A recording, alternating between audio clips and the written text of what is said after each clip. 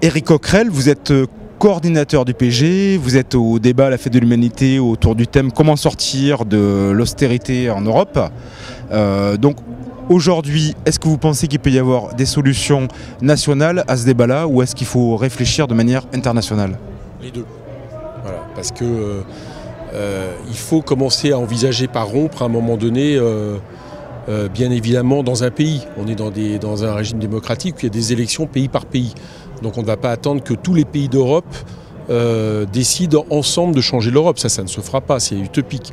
Donc ça veut dire qu'il faut se donner les moyens pour que lorsque notre gauche, ce que nous représentons, prend le pouvoir dans un pays, eh bien, elle ait les moyens effectivement d'avoir une politique qui rompe avec l'Europe libérale aujourd'hui.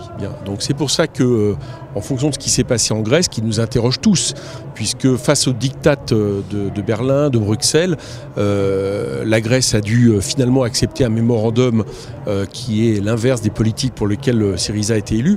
Notre réflexion à partir de là, c'est de se dire comment la prochaine fois on ne se retrouve pas dans cette situation.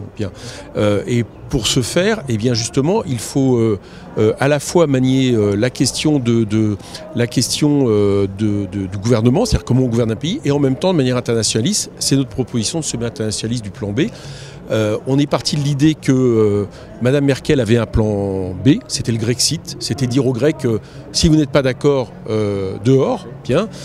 Et le problème, c'est qu'Alexis Tsipras n'avait pas de plan B.